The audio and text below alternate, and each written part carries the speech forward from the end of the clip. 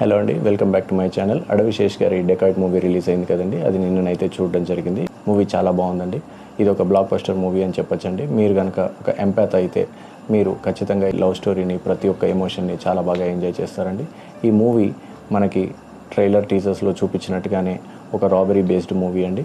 Hero అడవి శేష్ గారు అసలు జైల్లో ఎందుకున్నారు, వారు జైలు నుంచి బయటికి ఎలా వచ్చారు, ఆ బయటికి వచ్చిన తర్వాత వారు లైఫ్లో ఏం ప్లాన్ చేసుకున్నారు, ఆ ప్లాన్ని నెరవేర్చుకోవడానికి వారికి మనీ అవసరం ఎందుకు పడింది, ఆ మనీ సంపాదించడానికి వారు ఎటువంటి ప్లాన్ వేశారు, అది రాబరీ ప్లానా అనేది మనం ఈ మూవీలో చూస్తామండి. ఆ రాబరీ ఎలా జరిగింది, సక్సెస్ఫుల్గా జరిగిందా, ఫెయిల్యూర్ అయిందా, లేకపోతే రిపీటెడ్ అటెంప్ట్స్ చేయాల్సి వచ్చిందా అనేది ఈ మూవీలో మనం చూస్తామండి.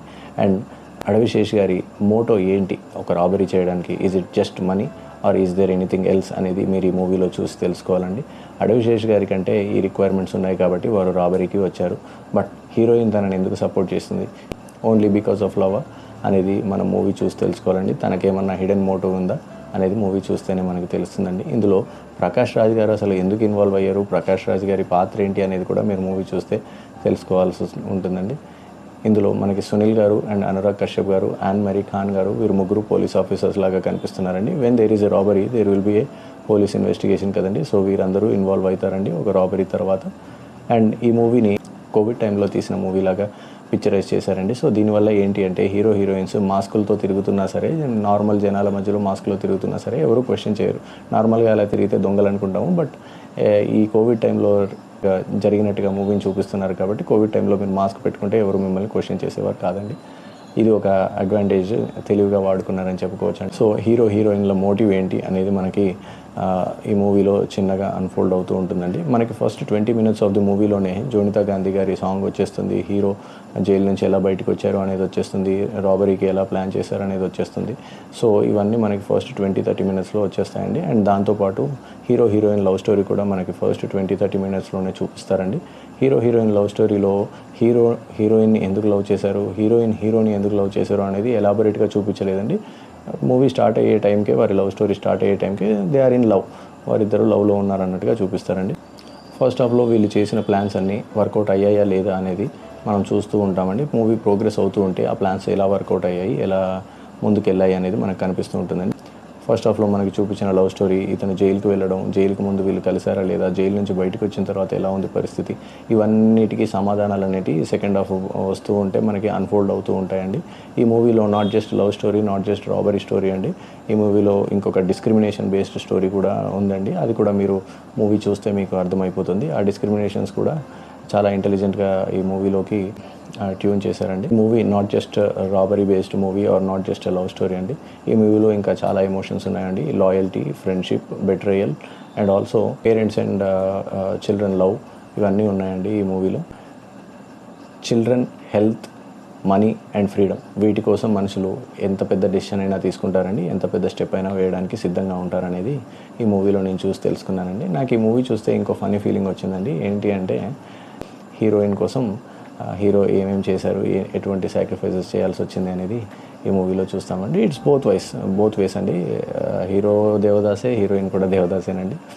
ఆల్మోస్ట్ అన్ని మూవీస్లో అలాగే ఉంటుందండి. మగాడి ప్రేమ అమ్మాయి కలిసి ఉంటే చాలు, చచ్చినా పర్లేదు అనుకునేలాగా ఉంటుంది. బట్ అమ్మాయిల ప్రేమ విడిపోయినా పర్లేదు, బతికితే చాలు అనుకున్నట్టుగా ఉంటుంది అని నాకు అనిపించిందండి. ఇది మూవీ అయితే ఎక్సలెంట్గా ఉందండి. అందరూ యాక్టర్స్ చాలా బాగా యాక్ట్ చేశారండి వారి పాత్రల్లో. All characters are very much believable అండి. ఎవరు ఆడ్గా అనిపించలేదండి. పోలీస్ క్యారెక్టర్స్ చేసిన సునీల్ గారు, అనురాగ్ కశ్యప్ గారు, యాన్ మరీ ఖాన్ గారు, వీరంతా ఆ పాత్రల్లో ఒదిగిపోయారండి. అట్ ది సేమ్ టైం రాబర్స్గా మృణాల్ ఠాకూర్ గారు అండ్ అడవి శేష్ గారు కూడా పాత్రల్లో లీనమైపోయారండి. మూవీ అక్కడక్కడ ప్రిడిక్టబుల్గానే ఉంటుందండి. But overall very fresh movie అండి. అండ్ మూవీలో చాలా ట్విస్ట్ అండ్ టర్న్స్ ఉంటాయండి. సో మీరు ఫోకస్డ్గా మూవీ చూస్తే మీరు అవన్నీ మిస్ అవ్వకుండా ఉంటారు.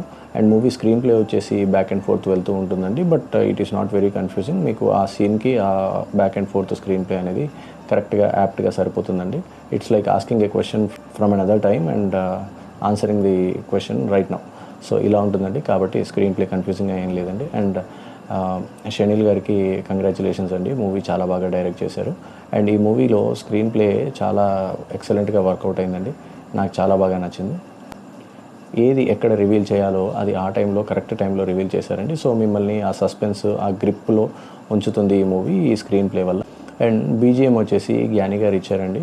బీజిఎం వల్ల ఈ మూవీకి ఒక హాలీవుడ్ టైప్ ఆఫ్ ఫీల్ వచ్చిందండి. కొన్ని చోట్ల డెత్ రేస్ నుంచి కాస్త మ్యూజిక్ ఇన్స్పైర్ అయినట్టుగా అనిపించింది నాకు. బట్ స్టిల్ ఓవరాల్ ఒక సస్పెన్స్ థ్రిల్లర్కి ఉండాల్సిన ఏదైతే బీజిఎం ఉందో అది యాప్ట్గా సెట్ అయిందండి. ఈ మూవీ నాకు కొంచెం క్షణం మూవీ ఫీలింగ్ కూడా ఇచ్చిందండి. ఎందుకు అంటే హీరోయిన్ లవ్లో ఉంటారు అండ్ హీరోయిన్కి ఒక ప్రాబ్లం వస్తుంది. ఆ ప్రాబ్లమ్ని హీరో తన ప్రాబ్లమ్గా ఫీల్ అయ్యి సాల్వ్ చేయడానికి ముందుకు వస్తాడు. ఇందులో కూడా నాకు ఆల్మోస్ట్ సిమిలర్గా అనిపించిందండి. Both are different stories but similar premise and similar ఎమోషన్లో నాకు అనిపించింది. హీరోయిన్ కోసం హీరో ప్రాబ్లమ్స్ని తన నెత్తిన వేసుకుంటారు అన్నట్టుగా అనిపించిందండి నాకు. ఎస్పెషల్లీ మెన్షనింగ్ స్టంట్స్ చాలా న్యాచురల్గా వచ్చాయండి. One unbelievable thing to me is usage of guns అండి. ఈ మూవీలో అడవిశేష్ గారికి ప్రయర్ ట్రైనింగ్ ఏమీ ఉండదు, వాడినట్టుగా ఏమీ చూపించరు. But out of the blue తనకి చేతికి గన్ ఇవ్వగానే తను కానీ మృణాల్ ఠాకూర్ గారు కానీ హ్యాపీగా యూజ్ చేస్తూ ఉంటారు. అది కొంచెం అన్బిలీవబుల్గా అనిపించిందండి. బట్ స్టిల్ మూవీలో కొన్ని సినిమాటిక్ లిబర్టీస్ అంటాం కదండి, సో దీన్ని యాక్సెప్టబుల్ అండి. అండ్ ఈ మూవీలో అడవిశేష్ గారు బైక్స్ మీదే కనిపిస్తూ ఉంటారు అండ్ మృణాల్ ఠాకూర్ గారు కార్ డ్రైవ్ చేస్తూ కనిపిస్తుంటారు. దానికి ఒక రీజన్ అండ్ బ్యాక్ స్టోరీ ఉంది. అది చాలా కన్విన్సింగ్గా అనిపించిందండి. అది మీరు ఎంజాయ్ చేస్తారు, చూడండి. గ్రేట్ మూవీ అండి. If you haven't watched it yet, please go watch this movie అండి. Like, share, comment and subscribe to my channel and help this channel grow. For more such movie reviews and other trailer reactions, please visit my channel. Thank you.